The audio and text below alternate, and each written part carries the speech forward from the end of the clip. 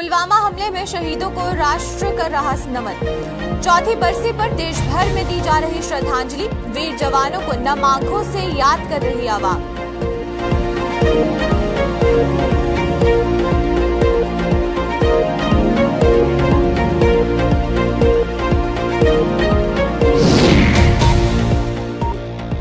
Samba municipal council में कल होगा फ्लोर टेस्ट। चेयरमैन के खिलाफ लामबंद हुए थे सांबा के सभासद। कोर्ट से राहत मिलने के बाद चेयरमैन पर होगा फैसला।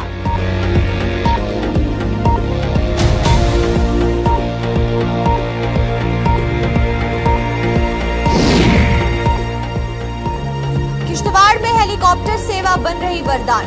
बर्फबारी से कटे इलाकों में दी जा रही सुविधा। किराए में लोगों को सब्सिडी का मिल रहा लाभ।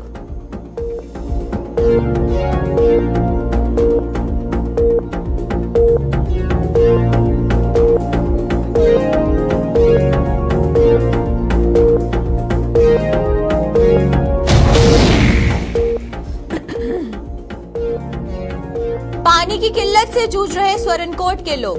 वाटर टैंक में लीकेज के कारण सप्लाई हुई बाधित।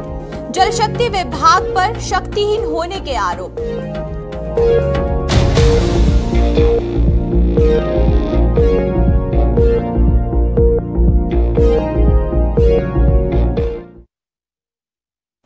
नमस्कार, जम्मू कश्मीर की खास खबरें देख रहे हैं आप सब और मैं हूं आपके साथ पल्लवी जम्वाल। तो चलिए आज शुरुआत करते हैं जम्मू कश्मीर के खास बुलेटिन की। सबसे पहले नमन करेंगे पुलवामा जिले में हुए साल 2019 में आत्मघाती हमले की चौथी बरसी पर। इस हमले में शहीद हुए सीआरपीएफ के 40 जवानों को राष्ट्र नम आंखों से भावभीनी श्रद्धांजलि दे रहा है। पुलवामा के लेथपोरा कैंप में स्थित शहीदी स्मारक पर आज इन जवानों को नमन किया गया। ये स्मारक सीआरपीएफ की 150वीं बटालियन कैंप में स्थापित किया गया है, जहां पर जैशे आतंकी आदिल अहमद डार ने विस्फोट से भरी कार को सुरक्षा बलों के काफिले में टकरा दिया था। शहीद जवानों को सीआरपीएफ के साथ साथ सेना, बीएसएफ, एसएसबी और साथ ही साथ जम्मू कश्मीर पुलिस के अधिकारियों ने भी श्रद्धांजलि देकर उनकी शहादत को याद किया।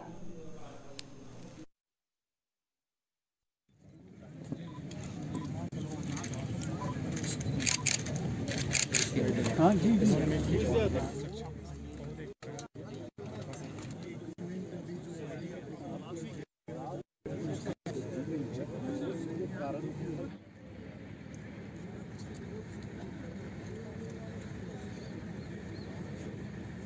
14 फरवरी 2019 को हमारे 40 बहादुर जवानों ने पुलवामा आतंकी हमले में अपनी जान गंवाई थी।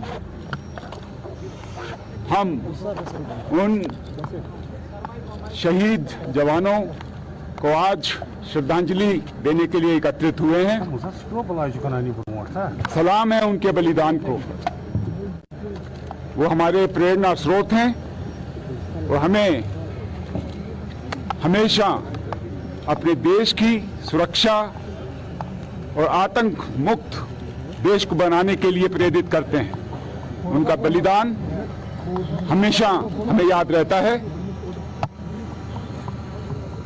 हम उनको बहुत विनम्र श्रद्धांजलि अर्पित करते हैं। धन्यवाद। जय हिंद। और हम लोग इनकी कुर्बानी को कभी नहीं भूलेंगे और इसका बदला दुश्मनों से लेके रहेंगे। देशवासियों के लिए यही संदेश है कि पूरा देश हम वर्दीधारियों के साथ खड़ा हुआ है।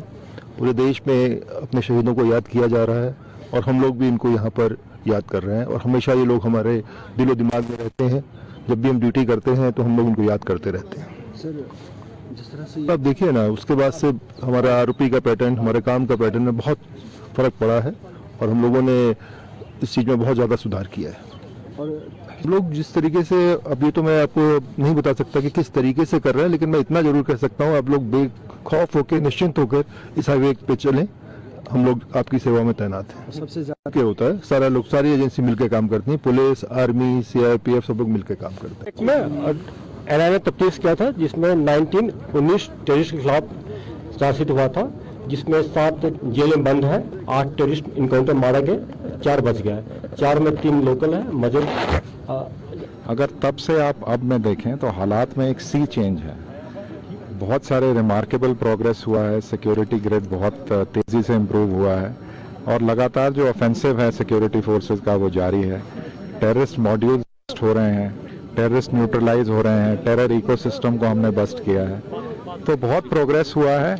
और जिस तरह के जो भी अटैक्स हैं उससे जो भी लेसन्स हमने लर्न किए थे, चाहे वो आरओपी को स्ट्रेंथन करने की, चाहे सीसीटीवी सर्वेलेंस के, चाहे traffic regulation, guarding of laterals, ये सारी चीज़ें जो हैं ऑन ग्राउंड इनको इम्प्लीमेंट किया गया है एंड वी आर श्योर कि अब उस तरह का अटैक हम लोग दोबारा नहीं होने देंगे। देखिए, modernisation of weaponry and modernisation of equipments and gadgets, ये लगातार हम लोग जो हमारे सीआरपीएफ में हेडक्वार्टर्स में हर जगह ये प्रयास रहता है कि जो लेटेस्ट वेपन्स हैं वो एक्वायर किए जाएं। तो अब AK-47 से नीचे हमारे पास कुछ नहीं है।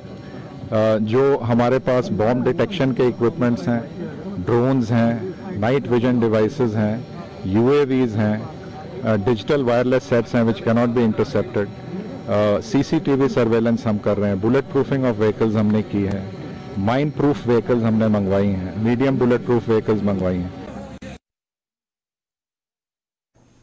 पिछले कुछ समय से विवादों में घिरी सांबा म्युनिसिपल काउंसिल में कल यानी बुधवार को फ्लोर टेस्ट होने जा रहा है और काउंसिल के चेयरमैन के खिलाफ सभासदों के लामबंद होने से उनके खिलाफ अविश्वास प्रस्ताव लाया गया था, जिसके बाद से चेयरमैन कोर्ट जा पहुंचे थे। चेयरमैन को कोर्ट से अब राहत मिली है, जिसके चलते अब कल फ्लोर टेस्ट किया जाएगा। इस पूरे मामले पर अधिक जानकारी के लिए हमारे साथ फोन लाइन पर ऋषि खजूरिया यहां पर मौजूद हैं। तो ऋषि से जानेंगे कि ये जो विवाद है काफी लंबे समय से चल रहा है और उसको लेकर अब क्या कुछ और चीजें हमें देखने को मिल सकती है। ऋषि, पहला सवाल मेरा आपसे ये रहेगा कि अगर हम बात करें म्युनिसिपल काउंसिल की, तो सांबा म्युनिसिपल काउंसिल को लेकर ये जो विवाद था सभासद के खिलाफ वो काफी देर से देखने को मिल रहा था। उसके बाद कोर्ट को बीच में लाया गया और अब कोर्ट से जो है राहत मिली है इस पूरे मामले को लेकर, लेकिन अब फ्लोर टेस्ट किया जाएगा। तो उसके बाद से हमें क्या देखने को मिलेगा? क्या चेयरमैन को राहत की सांस फ्लोर टेस्ट के बाद मिल सकती है या नहीं? देखिए, बिल्कुल पल्लवी, आपको बता रही कि सांबा म्युनिसिपल काउंसिल पिछले 3-4 महीने से लगातार सुर्खियों में है और सुर्खियों में आने का कारण भी ये कि जिस तरह से सांबा म्युनिसिपल काउंसिल के 17 पार्षद है और 17 में से 9 पार्षद जो है वो आज से 3 महीने पहले यहाँ के जो एट प्रेजेंट चेयरमैन है पवन कोहली, उनके खिलाफ हुए और उन्होंने नो कॉन्फिडेंस मोशन लाया उनके खिलाफ कि ये काम नहीं अच्छा कर रहे, फंड की एलोकेशन जो सही नहीं हो पा रही है। और उसके बाद यहाँ लगातार विवाद हमें देखने को मिले। हालांकि भाजपा से ताल्लुक रखते हैं पवन कोहली जो चेयरमैन है, तो यहाँ पर पार्टी ने भी पुरजोर कोशिश की है कि वो अपनी पार्टी के ही चेयरमैन को जो है वो बनाकर रखे और इसके लिए जोड़ तोड़ भी जो वो लगातार की जा रही थी। और मैं आपको बता दूं कि 8 पार्षद जो थे वो इनके फेवर में थे, 9 इनके अगेंस्ट थे। लेकिन इसी दौरान एक नई एक जो लेटर है वो वायरल होती है सोशल मीडिया पर, उसमें ये देखा गया कि जो पार्षद 9 अगेंस्ट थे उनमें से एक जो वो दोबारा से जो है वो उनको सपोर्ट कर रहा था पवन कोहली जी को। लेकिन असमंजस की स्थिति लगातार देखने को मिली और उसके बाद जब पवन कोहली को लगा कि 9 उनके अगेंस्ट है तो उन्होंने कोर्ट का दरवाजा खटखटाया और कोर्ट से जो उन्होंने स्टे ऑर्डर लिया और स्टे ऑर्डर लेकर जो वो लगभग 1-1.5 महीना जो वो निकाला गया, जो वक्त निकला 1.5 महीना। और उसके बाद अब कोर्ट ने भी जो एक उनको तारीख दी थी, उसी तारीख के मुताबिक जब दोबारा से कोर्ट की तरफ से फरमान आता है तो उसमें कोर्ट का जो स्टे ऑर्डर उनकी तरफ से लिया गया था उसे वेकेट कर दिया गया, यानी खत्म कर दिया गया। और अब जो है वो संवैधानिक प्रक्रिया होना लाजमी हो जाती है, यानी फ्लोर टेस्ट की प्रक्रिया होना लाजमी है। और इससे पहले भी जब ये नो कॉन्फिडेंस मोशन लाया गया था तो उस समय भी फ्लोर टेस्ट जो है वो अनिवार्य था, लेकिन ना तो विपक्षी पार्षदों ने यहाँ पर जो फ्लोर टेस्ट कराया और ना ही जो फेवर में थे उन्होंने कहा कि फ्लोर टेस्ट करवाना चाहिए। तो दोनों तरफ अगर देखें तो फ्लोर टेस्ट जरूरी था। लेकिन अब जब स्टे वेकेट हो गया है तो अब जो कल की तारीख जो वो हमें पता चल पा रही है कि हाउस की मीटिंग होनी है और मीटिंग के लिए तमाम जो 17 काउंसिलर्स हैं उनको इनवाइट किया गया है कि वो हाउस की मीटिंग में कल वो हाजिर रहेंगे और कल जो फ्लोर टेस्ट की प्रक्रिया कराई जाएगी। यानी अब ये देखना है कि क्या नया चेयरमैन हमें मिलता है सांबा म्युनिसिपल काउंसिल में या फिर पवन कोहली ही वापसी करते हैं, क्योंकि लगातार जब से फ्लोर टेस्ट को लेकर डेट जो निर्धारित की जा रही थी तो यहाँ एक बार फिर से भाजपा की पार्टी की बात करें तो भाजपा खेमे में लगातार मीटिंग्स का दौर भी जारी है। हालांकि पवन कोहली जो चेयरमैन है वो भी भाजपा से ताल्लुक रखते हैं, वाइस चेयरपर्सन रजनी सम्याल वो भी भाजपा से ताल्लुक रखती हैं। और इसमें हमने ये भी देखा था कि जो चेयरमैन और कोई बनना चाहता है पार्षद, वो भी भाजपा से ताल्लुक रखते हैं। इसमें अलग अलग नाम जो वो सामने आए, ताराचंद का नाम सामने आया कि वो भाजपा से ताल्लुक रखते हैं। तो मुझे लगता है कि एक अंतर कला भी जो भाजपा के अंदर देखी गई है। शायद कुर्सी का खेल ही ऐसा होता है कि हर कोई कुर्सी पर बैठना चाहता है। लेकिन देखिए ऋषि, यहाँ पर एक सवाल जो मेरा आपसे रहेगा कि जब नो कॉन्फिडेंस मोशन को पहले पास किया गया था तो उस समय कुछ ऐसे इल्जाम थे जो कि चेयरपर्सन पर लगाए गए थे। ये कहा गया था कि जब फंड्स आते हैं तो प्रॉपर तरीके से काम नहीं होता है, डेवलपमेंट के प्रोसीजर सही नहीं हो रहे हैं, यानी कि होली सोली बात करें तो चेयरपर्सन अपनी जो ड्यूटीज है वो सही से नहीं निभा रहे हैं। तो अब अगर फिर से एक फ्लोर टेस्ट किया जाता है तो इस बार किस तरीके से अपने काम को लेकर जो जस्टिफिकेशन है वो चेयरपर्सन द्वारा दी जा सकती है? क्योंकि यहाँ पर जो इल्जाम लगाए जा रहे हैं वो डेवलपमेंट के लगाए जा रहे हैं और जिसके लिए उन्हें उस कुर्सी पर बिठाया गया वो ड्यूटीज फुलफिल करते हुए नजर नहीं आ रहे हैं। तो इसको लेकर जस्टिफिकेशन देना कितने हद तक सही रहेगा? देखिए, दो तरह की चीजें इसमें सामने आती है। अगर हम विपक्षी पार्षदों को लेकर बात करें तो वो साफ तौर पर कहते हैं कि हमारा नो कॉन्फिडेंस मोशन लाने का मकसद ही यही था कि चेयरमैन ने काम नहीं किए हैं, फंड की एलोकेशन जो वो सही नहीं कर पाए हैं, और जब से डिलिमिटेशन हुआ था वार्ड बढ़ाए गए थे तो उन वार्ड के हिसाब से क्राइटेरिया सेट नहीं किया गया कि किस तरह से यहाँ पर काम होगा। तो फंड की यहाँ पर व्यवस्था शुरू से नहीं बन पाई है। हमने भी जब कोई विकास कार्य को लेकर अपडेट किया है तो उसमें हमने ये जिक्र जरूर किया कि फंड की एलोकेशन जो वो सही से नहीं हो पा रही है, और शहर को लेकर कुछ ऐसे फैसले लिए गए हैं जिनमें हो सकता है कि विपक्षी जो पार्षद है उनको भी यहाँ पर कॉन्फ्रेंस में नहीं लिया गया। यही एक कारण साफ तौर पर नजर आता है। और दूसरा कारण ये भी नजर आता है कि जैसे मैंने आपको पहले भी कहा कि कुर्सी का खेल है तो हर कोई कुर्सी पर बैठना चाहता है। ये दो चीजें भी है। विपक्षी पार्षद भी ये चाहते हैं कि उनका जो चहेता एक कोई पार्षद होगा वो यहाँ पर चेयरमैन की कुर्सी पर बैठे। लेकिन पल भी आपको मैं बताता चलूं कि अब जिस तरह से पंचायती चुनाव होने वाले हैं, उसके बाद जो अर्बन लोकल बॉडी के चुनाव होने हैं, म्युनिसिपल काउंसिल या कमेटीज के तमाम, उनकी भी डेट जो वो जल्द आ सकती है। और मान लीजिए कि अगर नो कॉन्फिडेंस मोशन में अब जो फ्लोर टेस्ट होने जा रहा है, किसी कारणवश अगर जो है वो पवन कोहली उतर जाते हैं, नया चेयरमैन आता है, तो वहां पर दिक्कत ये आएगी कि जो अभी काम मसले मिसाइल पाइपलाइन में है वो तो अभी होते नजर आ रहे हैं, लेकिन जब कोड ऑफ कंडक्ट लग जाएगा, नया चेयरमैन आएगा, काम कोई हो नहीं पाएगा, और उसके बाद जो वो चुनावों की तारीखों को ऐलान हो जाएगा या पूरी तरह से सिस्टम जो है वो थम सा जाएगा। तो यहाँ पर कुछ पार्षद ये भी कह रहे हैं कि जो यहाँ पर पार्षद जो एट प्रेजेंट चेयरमैन है उन्हीं को मौका मिलना चाहिए, क्योंकि 3 से 4 महीने का वक्त जो वो रह गया है। तो ये अब देखना ये है कि पार्टी किस तरह से अपनी नीति तैयार कर रही है कल के फ्लोर टेस्ट के लिए, अपने जो पार्षद उनके खेमे से हैं उनको किस तरह से दिशा निर्देश दिए जाएंगे कि वोटिंग किस तरह से करनी है। ये तमाम चीजें हैं। अब ये कल स्पष्ट होगा कि नया चेयरमैन है या फिर पवन कोहली वापसी करते हैं संवैधानिक प्रक्रिया के जरिए। अब ये कल को लेकर हमें इंतजार करना होगा। चलिए, बहुत बहुत शुक्रिया आपका ऋषि तमाम जानकारी देने के लिए। तो ये थे हमारे साथ ऋषि। और वहीं पर सांबा में म्युनिसिपल काउंसिल में अब कल जाकर फ्लोर टेस्ट होने वाला है, जिसमें कि अब ये देखना होगा कि जो चेयरपर्सन अभी वहां पर नियुक्त हैं क्या वही चेयरपर्सन की गद्दी को संभाले रहते हैं या नहीं।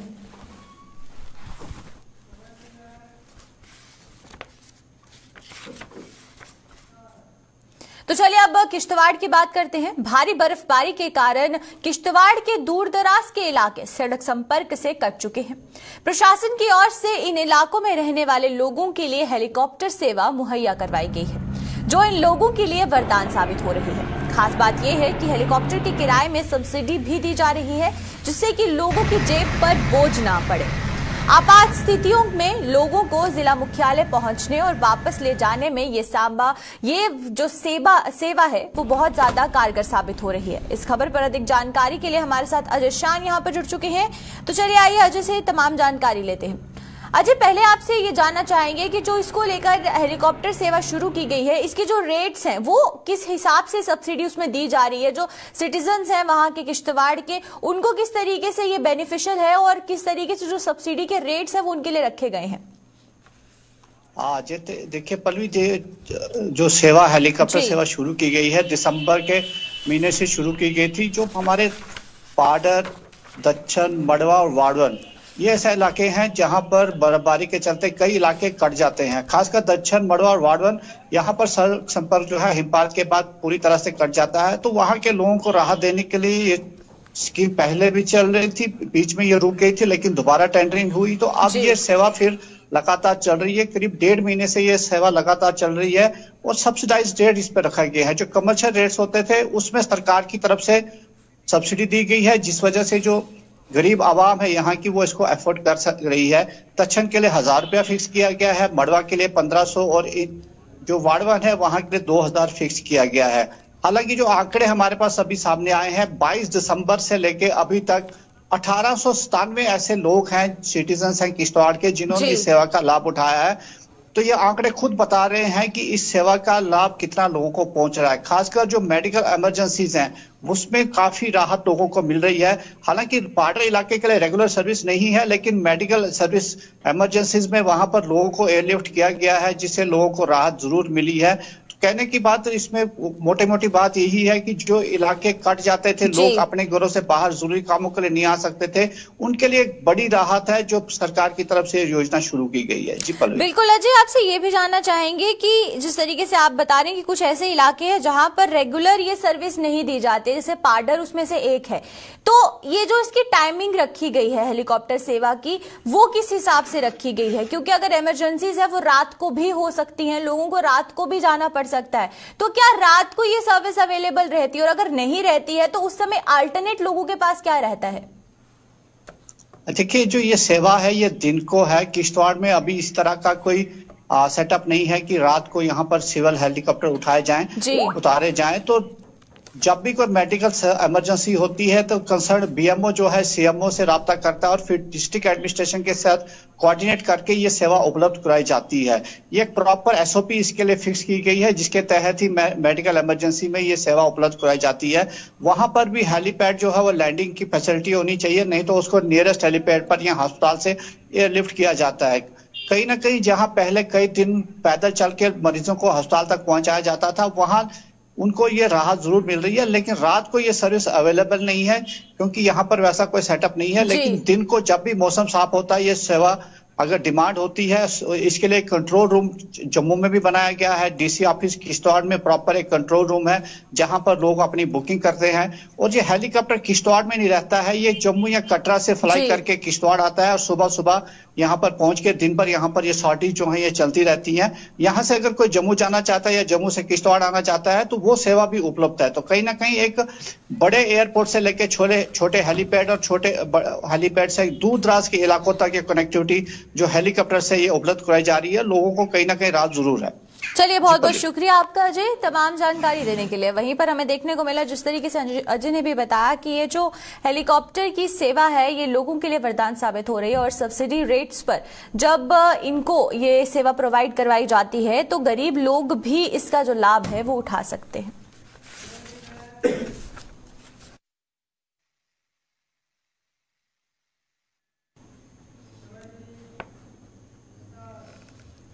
केंद्र सरकार ने देश के हर क्षेत्र के लोगों तक पीने का साफ पानी पहुंचाने के लिए हर घर नल जल योजना की शुरुआत की थी।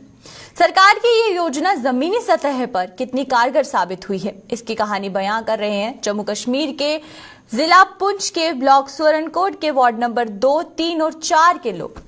इन लोगों का कहना है कि सरकार ने हर घर में नल तो लगा दिया, लेकिन इन घरों में अभी तक सुचारू रूप से पानी नहीं पहुंचा है।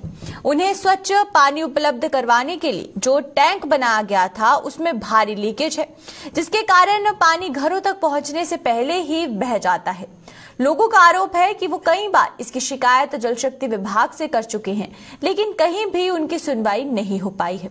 वहीं पर वाटर टैंक के लिए जमीनें देने वाले स्थानीय ग्रामीण सुनील ने भी विभाग पर वादा खिलाफी का आरोप लगाते हुए चेतावनी दी है कि अगर उसके साथ किया गया वादा पूरा न हुआ तो वह 1 मार्च को इस टैंक पर ताला लगा देगा। और इस मुद्दे पर क्या कुछ कहना है स्थानीय लोगों का, इसको लेकर भी आपको बताएंगे कि किस तरीके से जो पूरी जानकारी है। तो चलिए आइए देखते हैं कि पहले लोगों का क्या कुछ कहना है। जब हम सुबह सुबह उठते हैं सर, देखते हैं हमारे घर में 20-25 आदमी लोग आ जाते हैं, बोलते हैं प्रधान जी देखो हमारे घर में पानी नहीं है, पानी की इतनी दिक्कत है। तो जब मैं यहाँ पर आता हूँ, देखता हूँ टैंक को, देखता हूँ टैंक का यानी कि जितना यानी कि पावर पानी आता है वो सारा लीकेज हो जाता है। ये जिसने जगह दी है इसको आज दिन तक गवर्नमेंट ने कहा कोई रेंट दिया जमीन का, ना कोई नौकरी दी है, ये भी अपनी जगह परेशान है। इस वक्त यानी कि जल शक्ति के साथ यानी कि सेंट्रल गवर्नमेंट ने बहुत पैसा खर्च करी है, यहाँ पर इम्प्लीमेंट कुछ नहीं है। हाँ, सरकार ने कहा था कि हर घर जल हर घर नल, नल तो आ गया, जल नहीं है। जल नहीं है। सरकार ने ये बोला है कि हर घर में हम जल देंगे और देंगे, तो ये जल के नाम की चीज है। नलके लगे हुए हैं हर घर में, पर पानी बिल्कुल नहीं है। आप यानी कि इस वक्त ये कि विजिट करके देखें, यहाँ के AW के पास गए हमें, यानी कि JE के पास गए, भाई इसकी रिपेयरिंग करो, इसकी कोई रिपेयरिंग ये बोलते हैं हमारे पास पैसे नहीं है, हम कहाँ से पैसे लाएं इसको रिपेयर करने के लिए। कि वार्ड नंबर 4 में जो टैंक बना हुआ है तो उसकी हालत इतनी खराब है कि वो जब पानी नीचे से लिफ्ट होता है तो पानी सारा नीचे से बह जाता है, क्योंकि वहाँ पर एक सब स्टैंडर्ड टाइप का काम हुआ है। तो इसकी इन्वेस्टिगेशन होनी चाहिए कि टैंकों में भी अगर इस तरह की सरकार के लोग जो है काम करेंगे तो कैसे ये चलेगा। तो इससे हम बड़े आहत होते हैं कि जब पानी का मसला आता है, आज सरकार करोड़ों रुपए, ये इसमें कोई संदेह नहीं है कि जो सेंटर की हमारी सरकार है वो करोड़ों रुपए जो है वो लोगों के लिए दे रही है, लोगों के डेवलपमेंट के लिए दे रही है, मगर उस पर काम ना होना, इस पर एक अंकुश लगाने का काम जो है सरकार को करना पड़ेगा। जो भी लोग इसमें मुलव्वस हैं उनके खिलाफ कानूनी कार्रवाई होनी चाहिए। और जैसा कि आपने टैंक को देखा है कि 2014-15 में ये टैंक बना था, और आपने इस वक्त हालत देखी है कि कंक्रीट की जगह पत्थर घुसेड़ के और उसको साइड में उसकी फिलिंग की गई है। तो इस तरीके से जितना भी पानी इसमें आता है इतनी लीकेज है कि बार बार आग्रह करने पर भी कोई भी हमारी सुनवाई नहीं है। यहाँ पे पानी आता ही नहीं है बिल्कुल भी, जो भी टैंक में से भरते हैं तो वो सारा लीक हो जाता है, तो हमारी तरफ पानी नहीं आता। यहाँ पे कोई भी दूर दूर से भी कुछ भी नहीं आता है, कोई भी नहीं है। तो फिर आप पानी का जरिया कैसे करते हैं? दूर से लाना पड़ता है बहुत। तो देखा हमने कि किस तरीके से जो लोग हैं सोरनकोट के, उन्होंने अपनी आप बीती बताई। उन्होंने बताया कि किस तरीके से पानी की जो किल्लत है उसे उन्हें जूझना पड़ रहा है और टैंकर लीक होने की वजह से ज्यादा परेशानी हो रही है। तो चलिए आइए, तमाम जानकारी के लिए आकाश मलिक हमारे साथ यहाँ पर जुड़ चुके हैं। आकाश, पहले आपसे मेरा सवाल ये रहेगा कि कुछ दिनों पहले की खबर है जो कि हमने गुलिस्तान पर चलाई थी कि लोगों के घरों में 10-15 दिनों से पानी की सप्लाई नहीं पहुंची थी और वहां पर भी जो लीकेज है वो हो रही थी और सोरनकोट के लोग ही थे जो पानी की किल्लत से जूझ रहे थे। और आज फिर देखने को मिल रहा है कि जो टैंकर्स बनाए गए हैं प्रशासन द्वारा, उन टैंकर्स में जो लीकेज है वो देखने को मिल रही है और लोगों का फिर यही कहना है कि पानी की सप्लाई उन तक नहीं पहुंच पाती। तो ये आवाम जहां पर परेशान है, आवाम की आवाज सुनने वाला सोरनकोट में कोई क्यों नहीं है? पहले मैं आपको बताता चलूं कि कई बार जो है लोगों ने PHC डिपार्टमेंट से लेकर तो सीनियर ऑफिसर से तहसील एडमिनिस्ट्रेशन तक कई बार गुहार लगाई, देखी, लोगों की सुनवाई अभी तक कहीं पे नहीं हो रही है। कल हमने 3-4 वार्ड नंबर सोरनकोट के तमाम वार्डों का दौरा किया और वहां पे हमने देखा कि वार्ड नंबर 2 में जो एक 2 में एक टैंक है और एक 3 में और एक 4 में, तीनों वार्डों में एक एक टैंक है, जिसमें से वार्ड नंबर 4 में जो है एक टैंक है और इसमें जो है लोगों का कहना है कि पानी तो स्टोर करते हैं लेकिन जितना पानी स्टोर होता है आधे से ज्यादा पानी जो है लीकेज हो जाती है। और जो ये टैंक है सब स्टैंडर्ड मटेरियल लगा है। 2014 में ये 3 जो है टैंक बने थे, जिसमें एक टैंक तो इस वक्त चालू है, बाकी जो 2 टैंक है उनमें अभी तक पाइप भी नहीं लगाई गई। और कुछ सीनियर ऑफिसर PHC डिपार्टमेंट के थे, उनसे हमारी बात हुई और उनका कहना है कि हमारे पास अभी जो है फंड नहीं है, जब फंड आएगा तो इसको। बात यह है कि 2014 से लेकर 2023 तक अगर कोई फंड नहीं आया तो ये भी सरकार के लिए, PHC डिपार्टमेंट के लिए एक बड़ा सवाल है। यहाँ पे म्युनिसिपल कौंसिल के वाइस चेयरमैन संजय केसर जी ने हमसे बात करते हुए कहा कि ये जो टैंक है इसमें भी सब स्टैंडर्ड माल लगा हुआ और जो है कुछ और लोगों ने भी हमसे बात किया। उनका कहना है कि यहाँ पे कोई चश्मा नहीं है, दूर दराज जाके जो है हमारी बच्चियों और माऊं को जाके पानी लाना पड़ता है, उसके लिए हमें एक बड़ी प्रॉब्लम आती थी। बिल्कुल आकाश, एक और चीज जो है वो मैं आपसे ये जानना चाहूंगी कि ग्रामीण सुनील जी की बात करते हैं। उनका कहना है कि सरकार ने उनसे जमीन ली थी ये टैंकर बनाने के लिए और आज तक उनसे जो वादा खिलाफी है वो सरकार करती आई है। तो किस तरीके से जब जमीन ली गई थी तो क्या कुछ कहा गया था सुनील जी को कि क्या जो उनकी कंपनसेशन अमाउंट है वो दी जाएगी या नौकरी मुहैया करवाई जाएगी? किस तरीके से जो बातचीत थी वो हुई थी उस समय? हाँ जी, मालिक से भी हमारी बात हुई है जिनने जमीन दी थी 2014 में। सरकार ने उससे जमीन लेते वक्त ये कहा था या आपको एक नौकरी दी जाएगी या सरकार का जो रेट है उस रेट के तरफ से जो है आपको मुआवजा दिया जाएगा। लेकिन उसने कहा है कि अभी तक जो है मुझे कुछ भी नहीं दिया गया। मैं कई बार सीनियर ऑफिसर पीएचई डिपार्टमेंट के पास गया, वो आजकल करते हैं, और हमारी भी सीनियर ऑफिसर से बात हुई, उन्होंने कहा ये हाई लेवल का मामला है, इसमें हम कुछ भी नहीं बता सकते, हमने फाइल इनके ऊपर भेजी, आप देखेंगे क्या।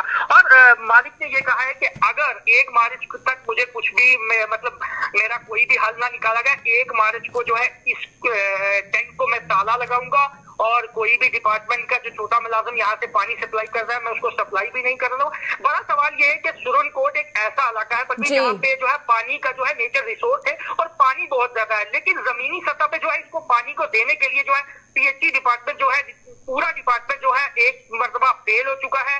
पानी बहुत ज्यादा सुरनकोट में है, लेकिन जो है जीरो लाइन सिस्टम को चेंज करने की जरूरत है। देखिए यही आकाश मेरा यही सवाल था कि नेचुरल रिसोर्सेज होने के बाद भी लोगों को पानी मुहैया नहीं हो रहा, और दूसरी बात ये है कि ये जो टैंकर बनाया गया है इसको कितने साल हो गए हैं बनाए हुए, जिसकी वजह से लोगों को पिछले कितने सालों से इसी तरीके से परेशानियों का से दो चार होना पड़ रहा है।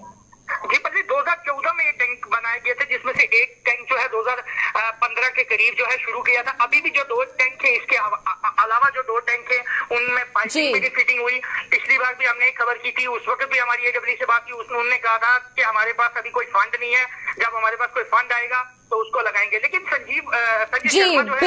बिल्कुल आकाश, जिस तरीके से आप बता रहे हैं कि 2014 में ये टैंक बना था, उसके बाद भी जो पानी है वो मुहैया नहीं करवाया गया। तो चलिए बहुत बहुत शुक्रिया आकाश आपका तमाम जानकारी देने के लिए। तो तस्वीरें आप साफ देख रहे हैं टीवी स्क्रीन पर कि किस तरीके से जो पानी की किल्लत है वो लोगों को उससे जूझना पड़ रहा है। तो चलिए अब तक के जम्मू कश्मीर की खास खबरों में फिलहाल इतना ही। मुझे दीजिए इजाजत, नमस्कार।